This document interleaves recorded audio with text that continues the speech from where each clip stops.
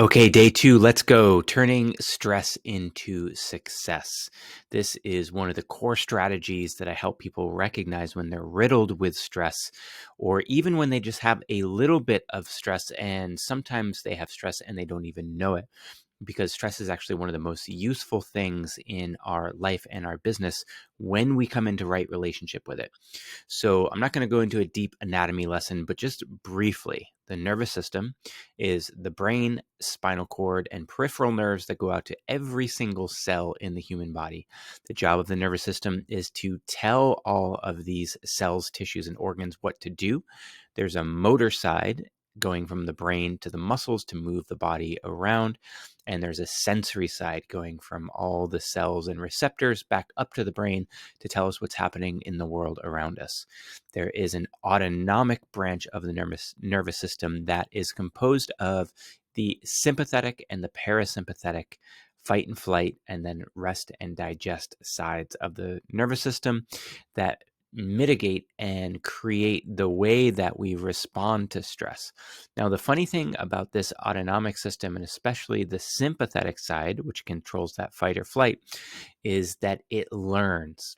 So by learning, what the nervous system does is says, the world is a dangerous place. I need to be more stressed more of the time so that I have the skills, the resources, the ability, the awareness to handle this dangerous place called the world. And when it does this, it keeps us in more of an adrenalized and eventually a more cortisol based state, meaning that we're getting the hormones that tell our nervous system to stay in this process of feeling stress and feeling the challenge and the staying attuned to the danger that may or may not actually be there. That's the tricky thing, is when the nervous system is convinced that the world is stressful, we will hunt out situations and turn them into stressful situations or dramatic situations or problematic situations to meet the experience we're having in our body, even though it might not be the real experience that's happening out there in the world. So if you are living in sympathetic dominance, that means that there's more stress happening in your nervous system that needs to be happening. And that's why we need to do things like meditation. That's why we need to do things like, practices to down regulate, to embody, to feel what's actually going on in there so that we can get back down to a baseline of autonomic balance where the sympathetic system is in right and appropriate response, and the parasympathetic, that is doing the rest, digest, repair, and rebuild, is also doing its right job. Now, I said I wasn't going to give an anatomy lesson, but that was a little bit longer than I anticipated.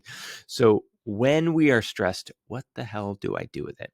Now, here's a primary reorientation for you about stress. Yesterday, we did the deconstructing and the pulling apart, the teasing apart of the thought, belief, the sensation, the energy, the emotion, and the energetics of any dynamic, any situation. Now, when we apply that same type of thinking to stress, we recognize that stress and anxiety is two things. It's energy moving around in the body, and information telling a story. Now, sometimes that story is right and good and needs to be heard and acknowledged. And sometimes that energy is useful and needs to be utilized. But when we're in a chronic stress state, what tends to happen is that the energy drives the story, overwhelms our conscious thinking, and puts us into loops of all kinds of behaviors, whether it's addictive behaviors or dopamine addiction or being angry or whatever it is that is your particular stress response. The energy and the information usually overrides our ability to be with that amount of sensation in an aware enough way that we can break the pattern and break the process.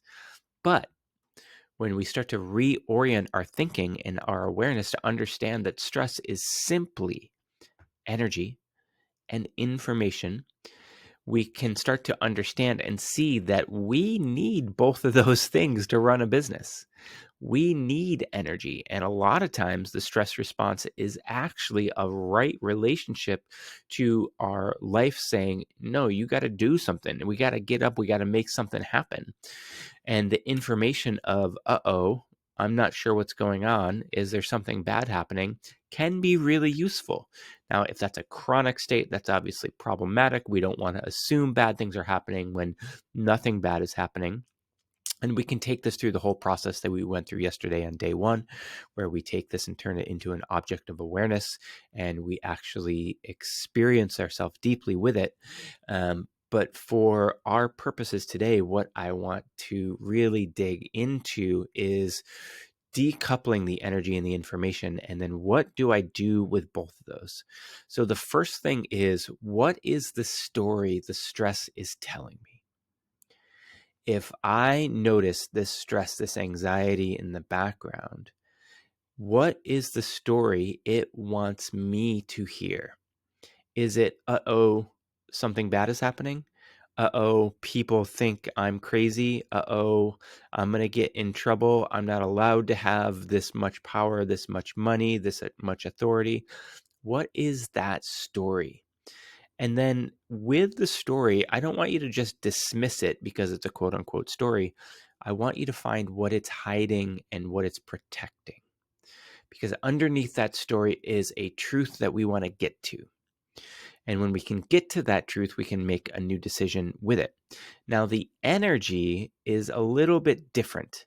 We want to find the right way to navigate this energy. And if you are already skillful with energy, this is going to make a lot of sense. If you're not skillful with utilizing, feeling, and experiencing and moving energy in your body, this might be a little bit foreign. And I'm going to go into a visualization and a process for how to do this in the meditation and practice. But for now, I just want you to understand that there are 3 primary categories of how we can utilize energy. Now, for those who have been on a healing path or personal development path or are familiar with working with energy, there are the one way that they are most used to utilizing this energy. There's another way that they'll be attracted to, and then there's a third that most people don't really like, but it's mostly what they actually need. So these 3 things that we can do with energy, the first is to dissipate it, meaning we want to try to clear it out of our system. The second is to alchemize it. And the third is to stack it. Now, the dissipating is what most people do, because the mechanism of what's happening here is there is more energy in my system than I am comfortable with.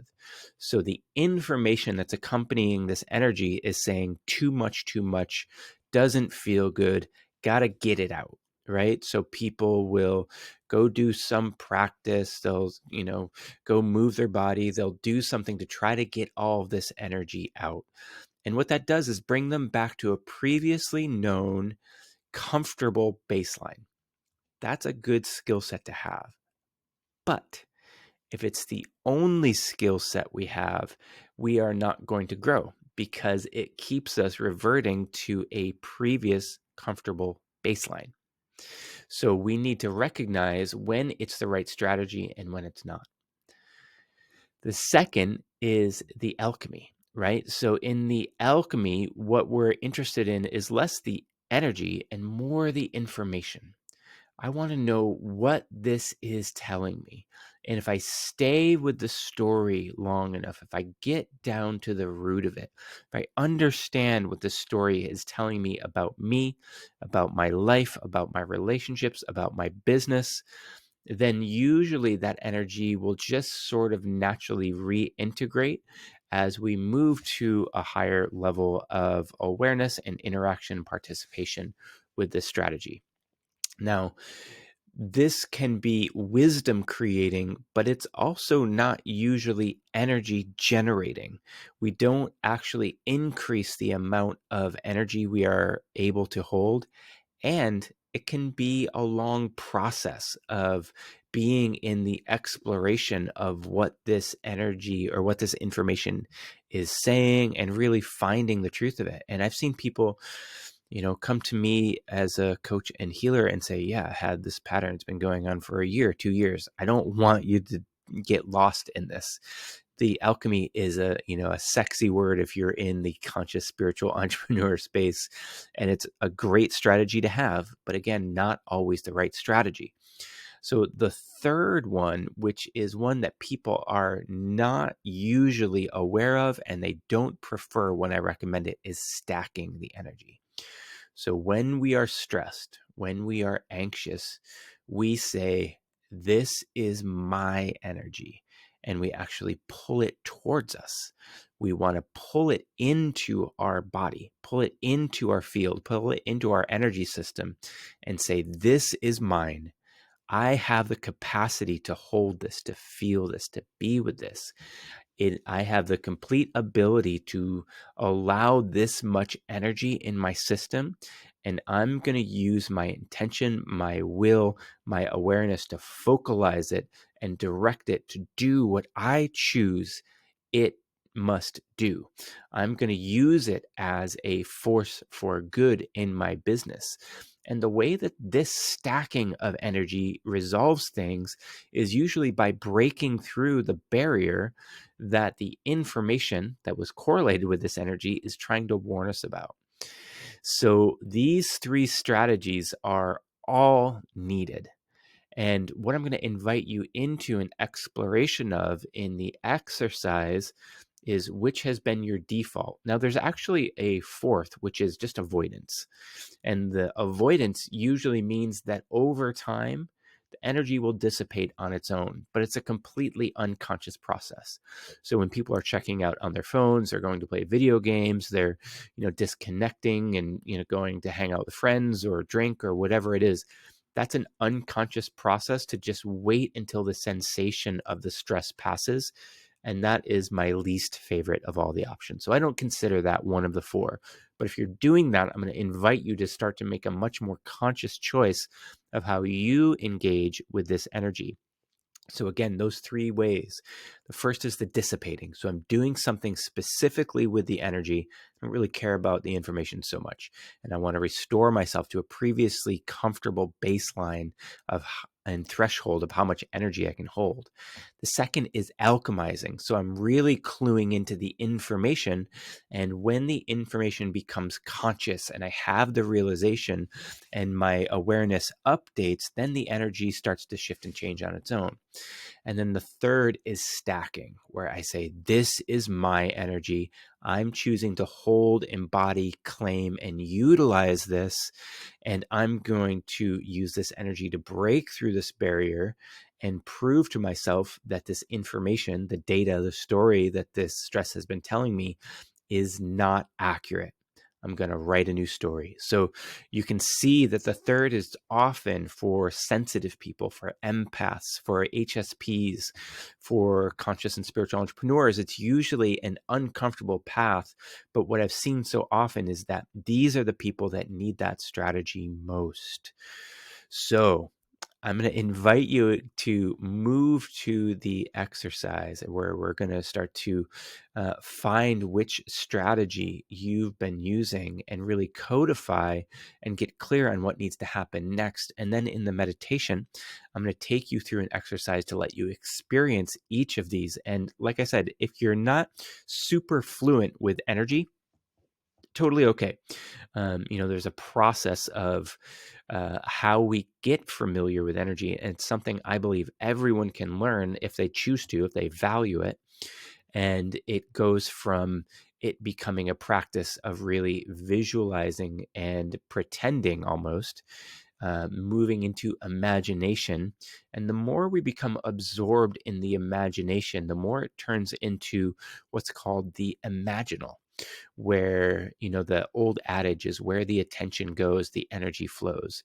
And that's very true in the body. So if you sit and you do a 15-minute meditation on your heart and you have awareness of energy, you will notice that the energy in your heart expands. So in the same way, we can learn and practice how to move all this energy. And in the meditation, I'm going to show you how you can apply these 3 strategies so that you can find your right relationship to this stress. Because the truth is, if you want to grow from a 10K a month to a 50K to 100K to $1 million a month, whatever your goal is, there's going to be stress along the way. Stress is going to be a friend. So if you can get to the point where you say, stress is energy and data. It's energy and information. I'm going to utilize this to my benefit and for my business, because my business is here to help me. It's here to help the world. And I want more help with that.